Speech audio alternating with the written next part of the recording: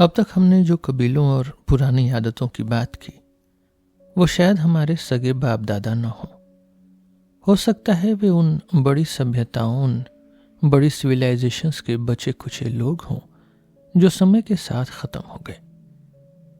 लेकिन अब हमें अपने असली पुरखों को ढूंढना है। हम देखना चाहते हैं कि कैसे एक जंगल या गुफा में रहने वाला इंसान आगे चलकर इजिप्ट का इंजीनियर, भारत का संत या चीन का ज्ञानी बना। हमें पुरानी हड्डियों और जमीन के नीचे दबी चीजों के जरिए इंसान की कहानी को समझना होगा। पूरी दुनिया में लोग जमीन खोद रहे हैं, कोई सोने चांदी के लिए तो कोई कोयले के लिए, लेकिन बहुत से लोग ज्ञान के लिए खुदाई कर रहे हैं। ये लोग नदियों के किनारे पुराने पत्थरों के औजार ढूंढ रहे हैं। वे गुफाओं की छत पर बनी हजारों साल पुरानी तस्वीरों को गौर से देख रहे हैं। वे मोहनजोदड़ो जैसे दबे हुए शहरों को बाहर निकाल रहे हैं। 1839 में जब जैक्स बाउचर को फ्रांस में पत्थर के पुराने औजार मिले तो दुनिया उन पर हंसी। 1872 में जब श्लीमेन ने अपने दम पर पुराने शहर ट्रॉय को ढूंढ निकाला तब भी लोगों को यकीन नहीं हुआ। लेकिन पिछले 100 सालों में हमने एक के बाद एक कई पुरानी सभ्यताओं को खोज निकाला है। इंसानों की इस लड़ाकू नस्ल में शायद यह सबसे अच्छी बात है कि सब कुछ जान लेने की जिद है। पुराने इंसान के बारे में इतनी ज्यादा किताबें लिखी गई हैं कि उनकी आड़ में हम अपनी नासमझी को छुपा लेते हैं। हमें तो बस यह देखना है कि उन पुराने पत्थर के जमाने के लोगों ने आज की हमारी जिंदगी के लिए क्या छोड़ा है। उस समय की धरती आज जैसी नहीं थी।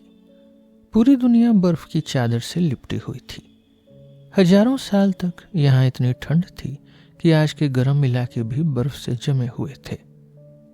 इसी बर्फ के भारी दबाव से हिमालय और आल्प्स जैसे ऊंचे पहाड़ खड़े हुए। जब बर्फ पीछे हटना शुरू हुई तब उस कड़ाके की ठंड में एक जीव बचा रहा। वही आगे चलकर इंसान बना। उसने बोलना सीखा, आग की खोज की और पत्थर और हड्डियों से औजार बनाना सीखा। इसी तरह उसने तरक्की का पहला रास्ता तैयार किया। वैज्ञानिकों को जमीन के नीचे कई पुरानी हड्डियां मिली हैं। 1929 में एक नौजवान चीनी वैज्ञानिक W.C. पेई को चीन की एक गुफा में एक पुरानी खोपड़ी मिली। उसके पास आग के जलने के निशान और पत्थर के औजार भी मिले। माना जाता है कि यह खोपड़ी 10 लाख साल पुरानी है। इसे पीकिंग मैन कहा गया। इसी तरह इंग्लैंड, जावा और जर्मनी में भी पुरानी हड्डियां मिली हैं। जर्मनी के निएंडरथल में 1857 में जो हड्डियां मिली वे करीब 40,000 साल पुरानी थीं। ये लोग कद में थोड़े छोटे और झुके हुए थे, लेकिन उनके दिमाग का साइज आज के हमारे दिमाग से भी बड़ा था। यूरोप के उन पुराने रहने वालों की जगह करीब 20,000 साल पहले एक नई नस्ल ने ले ली। इन्हें क्रो मैग्नन कहा गया क्योंकि इनकी हड्डियां फ्रांस के इसी नाम की एक गुफा में मिली थी। ऐसे ही लोग फ्रांस, स्विट्जरलैंड, जर्मनी और वेल्स में भी पाए गए। ये लोग बहुत ही तगड़े और लंबे थे, करीब 6 फीट के आसपास। इनका दिमाग भी आज के इंसान से बड़ा था। इन्हें भी गुफा मानव कहा जाता है क्योंकि इनकी हड्डियां गुफाओं में मिली। लेकिन शायद यह वक्त का मजाक है। हो सकता है कि वे खुले में भी रहते हों, बस गुफाओं में रहने वालों की हड्डियां बची रह गईं। माना जाता है कि यह शानदार नस्ल एशिया से निकली और जमीन के रास्तों से होती हुई अफ्रीका के रास्ते यूरोप पहुंची। उनकी हड्डियों से पता चलता है कि उन्होंने यूरोप पर कब्जा करने के लिए निएंडरथल लोगों से सालों तक जंग लड़ी होगी। यह फ्रांस और जर्मनी के बीच का बहुत पुराना झगड़ा लगता है। खैर, निएंडरथल लोग खत्म हो गए और क्रो मैग्नन बच गए। यही लोग आज के यूरोप वालों के बाप दादा बने और उन्हीं की वजह से वह तरक्की शुरू हुई जो आज हमें विरासत में मिली है। पुराने पत्थर के जमाने की इन तरक्कियों को 7 बड़े हिस्सों में बांटा गया है। इन सब का नाम फ्रांस के उन जगहों पर रखा गया जहां इनके निशान मिले। इन सब की पहचान यह है कि इनमें पत्थर के औजारों को घिसा या चमकाया नहीं गया था। पहला, प्रीशेलियन जमाना, 1,25,000 साल पहले। इस समय के पत्थर बिल्कुल कुदरती लगते हैं, लेकिन कुछ पत्थरों को मुट्ठी में पकड़ने लायक बनाया गया था। इन्हें मुट्ठी वाला पत्थर, blow of the fist stone कहा गया, जो यूरोप के इंसान का पहला औजार था। दूसरा, शेलियन जमाना, 1,00,000 साल पहले। इंसान ने इस औजार को और बेहतर बनाया। उसने पत्थर को दोनों तरफ से छीलकर बादाम जैसा आकार दिया ताकि वह हाथ में ठीक से फिट हो सके। तीसरा, एशुलियन जमाना, 75,000 साल पहले। इसके निशान पूरी दुनिया में भारत, चीन, अफ्रीका और अमेरिका में मिले हैं। यहां इंसान ने सिर्फ मुट्ठी वाले पत्थर को ही सुंदर नहीं बनाया, बल्कि हथौड़े, बसुले, तीर और चाकू जैसे ढेरों औजार बना डाले। यहां से इंसान की मेहनत साफ दिखने लगती है। चौथा, मोस्टेरियन जमाना, 40,000 साल पहले। यह समय निएंडरथल लोगों का था। अब मुट्ठी वाले भारी पत्थर पुराने हो चुके थे। अब लोग पत्थर की पतली और तेज परतों से सुंदर और हल्के औजार बनाने लगे थे। पांचवा, ऑरिग्नेशियन जमाना, 25,000 साल पहले। यह क्रो-मैग्नन लोगों का पहला समय था। अब पत्थर के साथ साथ हड्डियों के औजार जैसे सुई और चमकाने वाले औजार भी बनने लगे। इसी समय कला का जन्म हुआ। लोगों ने पत्थरों पर तस्वीरें उकेरना और औरतों की छोटी मूर्तियां बनाना शुरू किया। छठा, सॉल्यूट्रियन जमाना, 20,000 साल पहले। अब इंसान ने आरी, ड्रिल और भाले भी बना लिए थे। वे 12 सिंघा के सींगों से बारीक सुइयां और औजार बनाने लगे थे। उनकी कलाकारी पहले से बहुत बेहतर हो गई थी।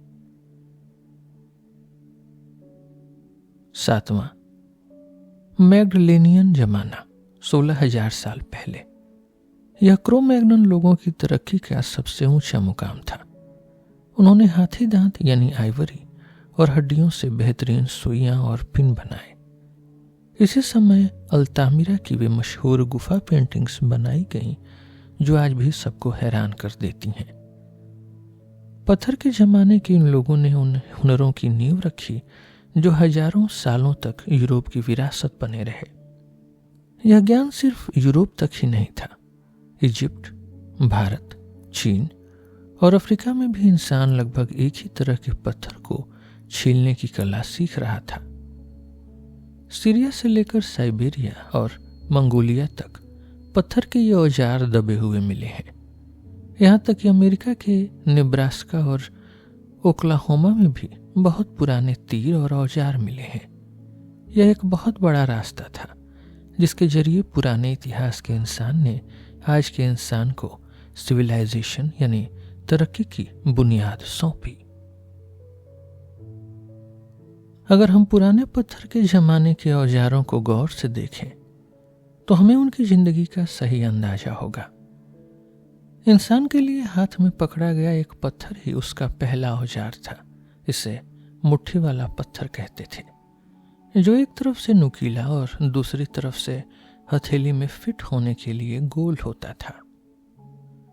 यही एक पत्थर उस समय के इंसान के लिए हथौड़ा, कुल्हाड़ी, छेनी और चाकू सब कुछ था। धीरे धीरे उसने अलग अलग कामों के लिए अलग अलग औजार बनाना सीखा।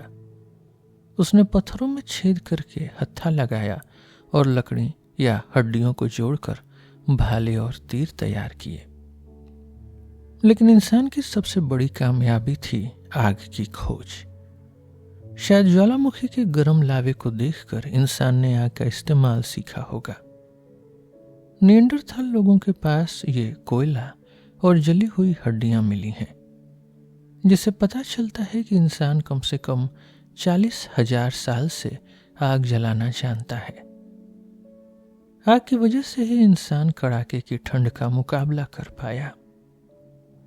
आग ने उसे अंधेरे पर जीत दिलाई और रात में जमीन पर सुकून से सोने की आजादी दी, क्योंकि जंगली जानवर आग से डरते थे। आग ने ही खाना पकाने की कला को जन्म दिया, जिससे इंसान अब हजारों नई चीजें खा सकता था। हैरानी की बात यह है कि पुराने इंसान की सबसे साफ यादें हमें उसकी कला के रूप में मिली हैं। करीब 60 साल पहले स्पेन में अल्तामिरा नाम की एक बहुत बड़ी गुफा मिली। हजारों साल से इस गुफा का रास्ता चट्टानों के गिरने से बंद था। एक दिन जब एक आदमी अपने साथ अपनी छोटी बेटी को लेकर गुफा के अंदर गया, तो उस बच्ची ने छत की तरफ देखकर चिल्लाया। वहां छत पर एक बहुत बड़ा जंगली भैंसा बना हुआ है, जो रंगों से भरा था और बिल्कुल असली लगता था। शुरू में तो वैज्ञानिकों को यकीन ही नहीं हुआ कि यह इतना पुराना हो सकता है, लेकिन बाद में पता चला कि यह तस्वीरें करीब 16,000 साल पुरानी हैं। इन गुफाओं में ज्यादातर जानवरों जैसे बारहसिंघा, हाथी और घोड़े की तस्वीरें मिली हैं। कई जगह जानवरों पर तीर के निशान भी बने हैं। शायद शिकारी यह सोचते थे कि तस्वीर पर वार करने से उन्हें असली शिकार करने में जादुई ताकत मिलेगी, लेकिन यह सिर्फ जादू नहीं था, यह एक बेहतरीन कला थी। इन तस्वीरों में ऐसी सफाई और दम है कि आज के कलाकार भी हैरान रह जाते हैं। सिर्फ 1 या 2 लकीरों से ही इन्होंने भागते हुए जानवर को जिंदा कर दिया। कि आज के बड़े से बड़े पेंटर की तस्वीरें भी 20,000 साल बाद इतनी ही ताजा और दमदार दिखेंगी। पेंटिंग एक बहुत ही ऊंचे दर्जे की कला है। इसे सीखने और समझने में इंसान को हजारों साल लग गए।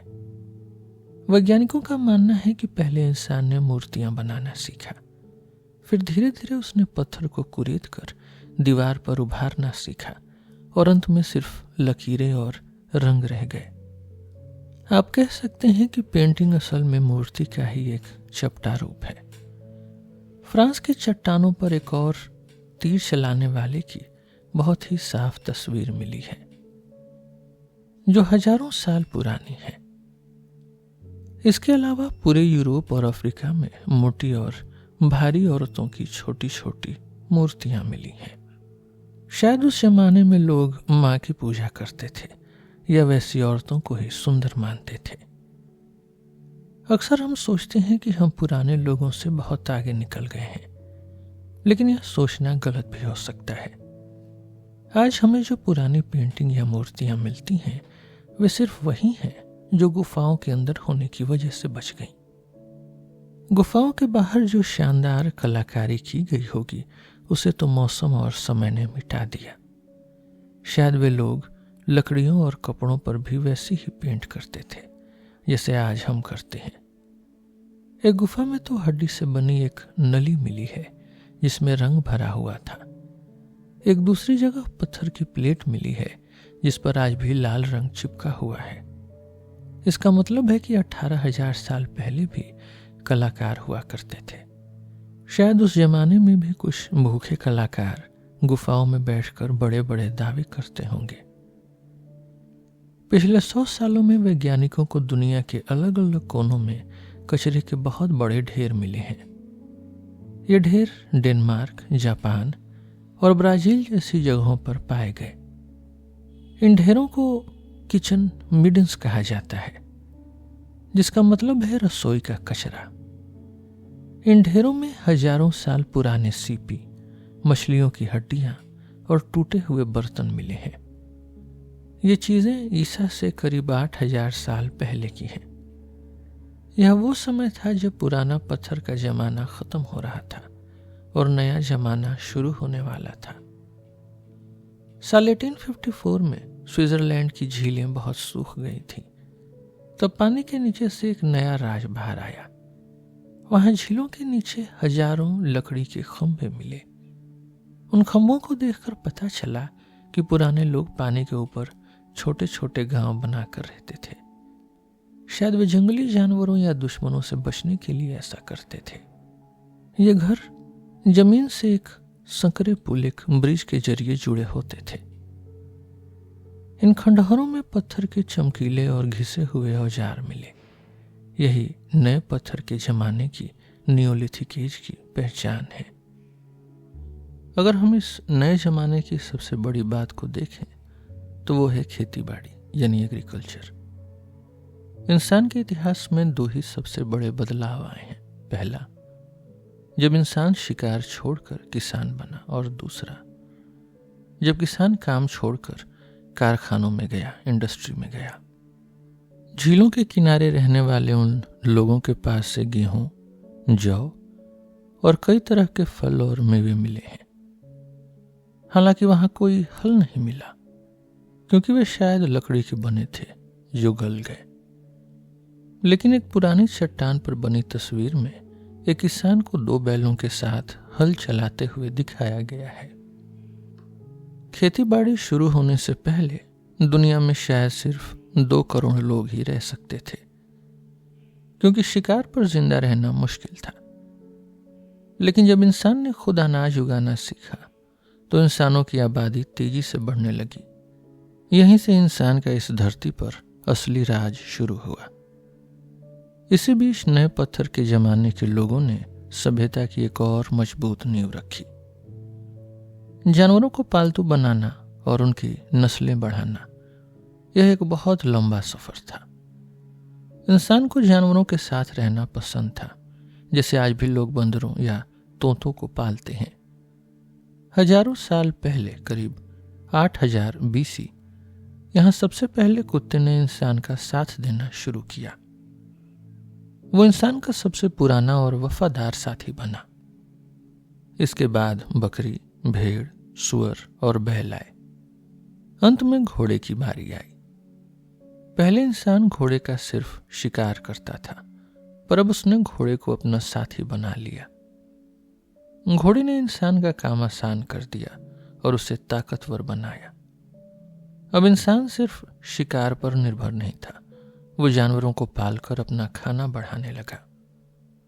इसी जमाने में इंसान ने गाय का दूध पीना भी शुरू किया। नए पत्थर के जमाने के कलाकारों ने धीरे धीरे इंसान के औजारों को और बेहतर बनाया। जमीन के नीचे दबे हुए खंडहरों में पुली, लीवर, चक्की के पत्थर यानी ग्राइंड स्टोन्स, कुल्हाड़ी, आरी और मछली पकड़ने के कांटे जैसी ढेरों चीजें मिली हैं। यहीं पर इंसान ने पहिया बनाया, जो इंसानियत की सबसे बड़ी खोज थी। इस पहिए ने ही आगे चलकर कारखानों और मशीनों का रास्ता खोला। इंसान ने कड़े पत्थरों को घिसकर उन्हें चमकाना और सुंदर बनाना सीख लिया था। इंग्लैंड में एक पुरानी खदान मिली है, एक पुरानी माइन, जहां 10,000 साल पहले काम करने वाले मजदूरों की उंगलियों के निशान आज भी उन औजारों पर मौजूद हैं। बेल्जियम में एक मजदूर का ढांचा मिला जो चट्टान गिरने से दब गया था। मरते समय भी उसके हाथ में हिरण के सींग से बनी कुल्हाड़ी थी। 100 सदियां बीत जाने के बाद भी हम उस मजदूर का डर और दर्द महसूस कर सकते हैं। इंसान ने सदियों तक धरती का सीना चीरकर अपनी तरक्की का सामान निकाला है। जब इंसान ने सुई और पिन बना ली तो उसने कपड़ा बुनना शुरू किया। अब वो सिर्फ जानवरों की खाल पहनकर खुश नहीं था। उसने भेड़ की ऊन और पौधों के धागों से कपड़े बनाना शुरू किया। यहीं से भारत का रोब, यूनान का टोगा और इजिप्ट की स्कर्ट जैसे कपड़ों की शुरुआत हुई। इंसान ने पौधों और खनिजों से रंग बनाए और कपड़ों को रंगना शुरू किया। शुरुआत में बुनाई वैसी ही थी जैसे घास से चटाई बनाई जाती है।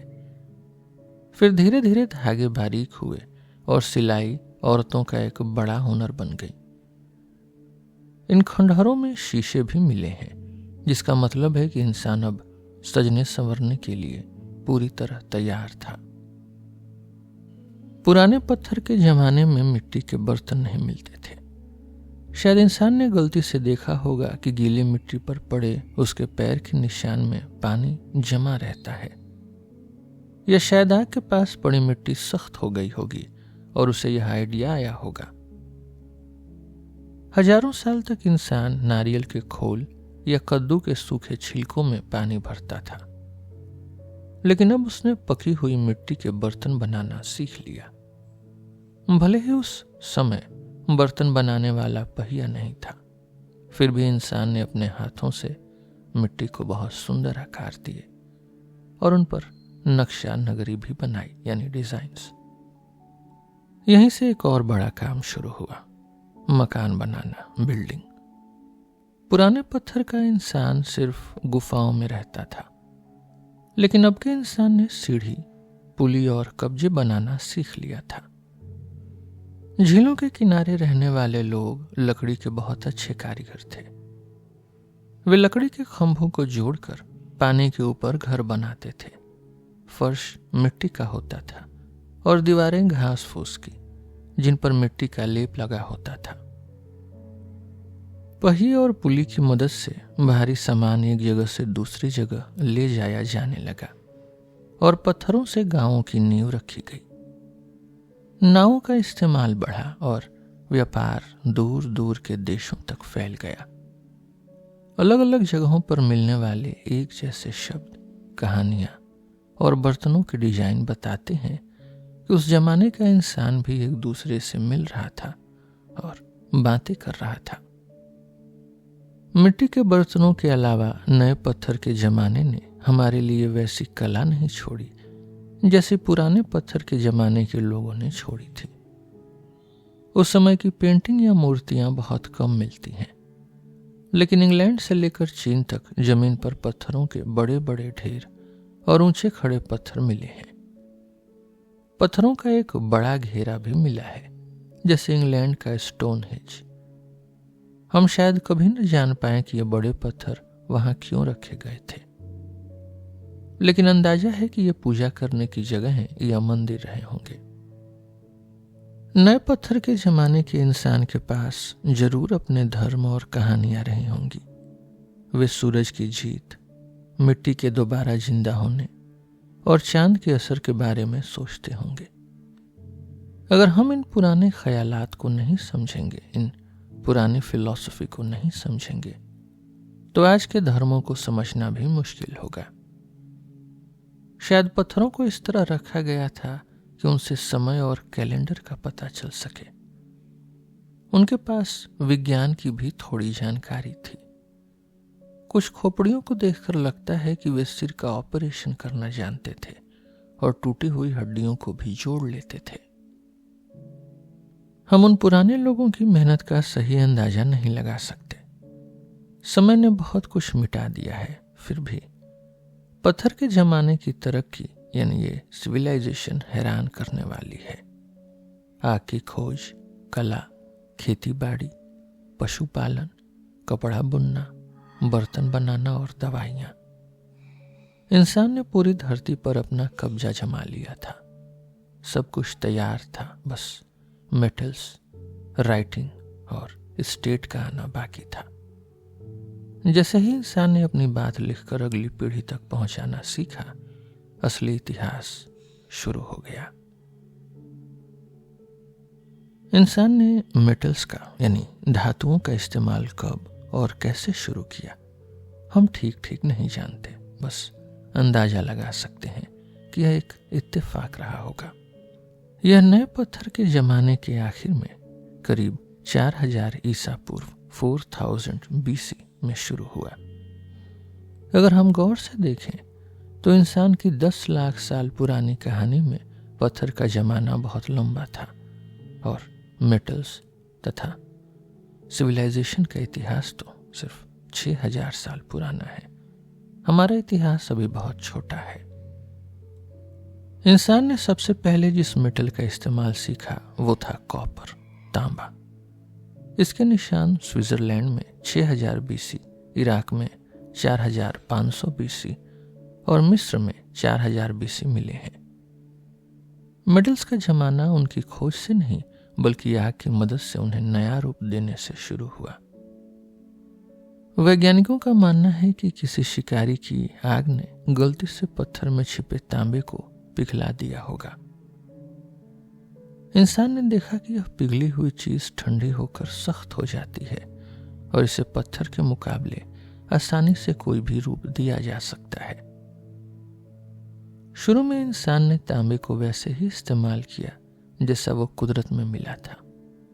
बहुत बाद में करीब 3500 BC में इंसान ने मिट्टी या रेत के सांचों में पिघला हुआ तांबा डालकर कुल्हाड़ी या भाले बनाना सीखा।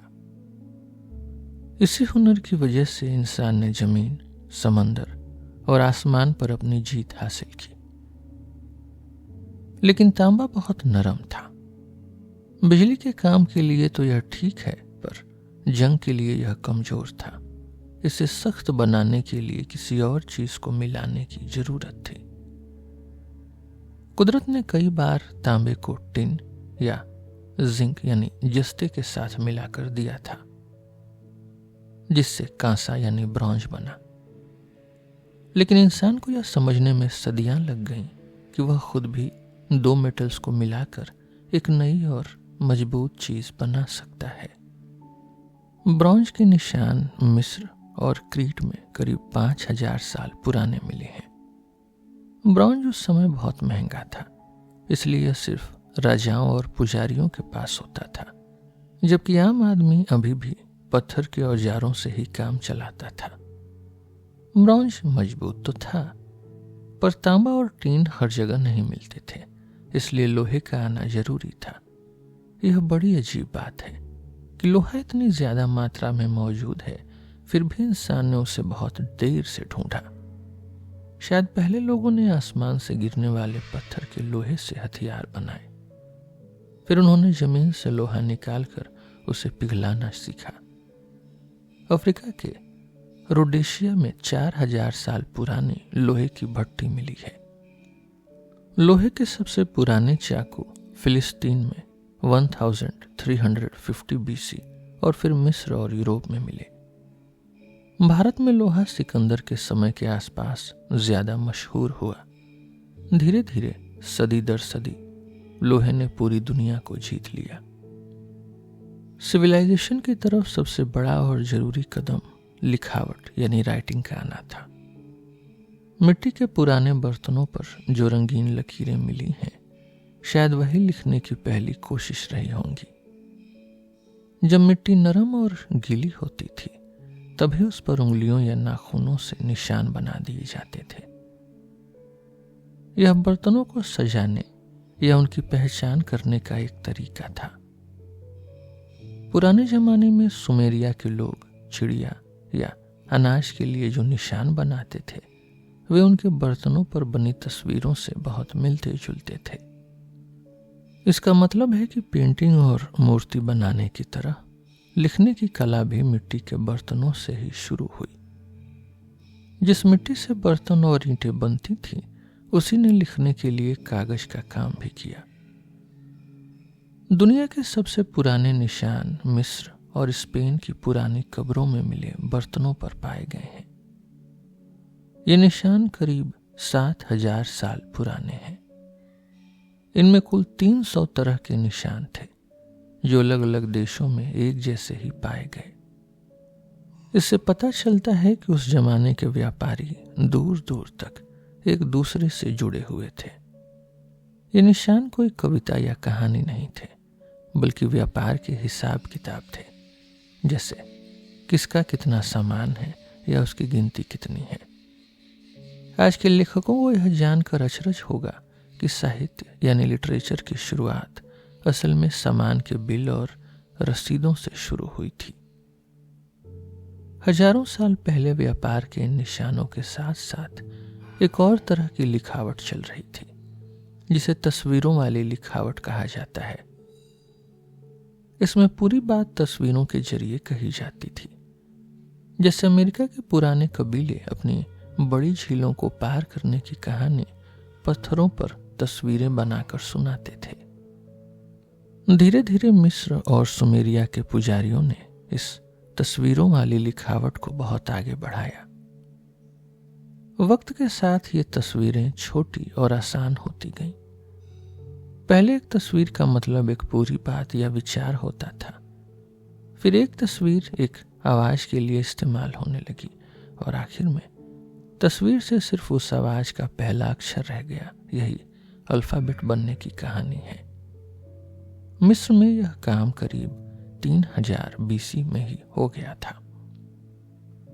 फिनिशिया के व्यापारियों ने इस कला को पूरी दुनिया में पहुंचाया। ग्रीक्स ने, यूनानियों ने जब इसे अपनाया तो उन्होंने पहले 2 अक्षरों के सेमेटिक नामों यानी अल्फा बीटा को मिलाकर इसे अल्फाबेट का नाम दिया।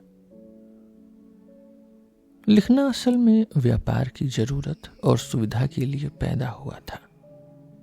जब पुजारियों ने इसमें अपने जादुई मंत्रों और दवाइयों के नुस्खे को जोड़ दिया तो इंसान की सबसे महान खोज सामने आई। लिखने की वजह से ही ज्ञान को संभालना पॉसिबल हुआ। विज्ञान की तरक्की हुई और अलग अलग कबीलों के बीच एक कानून और शांति कायम हुई। जहां से लिखावट के निशान मिलने शुरू होते हैं वहीं से इंसान का असली इतिहास, असली हिस्ट्री शुरू होती है। अब जब हम सभ्य देशों के इतिहास की तरफ बढ़ रहे हैं तो हमें एक बात और याद रखनी चाहिए। हम जो पढ़ रहे हैं वह गुजरे हुए जमाने का सिर्फ एक छोटा सा हिस्सा है। धरती पर ऐसी बहुत सी सभ्यताएं रही होंगी जिनका अब नामो निशान भी नहीं बचा। हम उन पुरानी कहानियों को नजरअंदाज नहीं कर सकते जिनमें जिक्र है कि कैसे बड़ी बड़ी सभ्यताओं को कुदरत के कहर या जंग ने पूरी तरह मिटा दिया। सुमेरिया और क्रीट जैसे शहरों की खुदाई से पता चलता है कि ये कहानियां सच हो सकती हैं। पैसिफिक ओशन यानी प्रशांत महासागर में ऐसी ही एक खोई हुई दुनिया के खंडहर मिलते हैं। ईस्टर आइलैंड की वो बड़ी पत्थर की मूर्तियां और समोआ के लोगों की पुरानी कहानियां बताती हैं कि यहां कभी कोई बहुत बड़ी ताकत रही होगी। आज के वहां के रहने वाले लोग बहुत कलाकार और कवि मिजाज के हैं, जो यह इशारा करता है कि वे किसी बहुत ऊंचे खानदान की औलाद हैं जो अब बिखर चुकी है।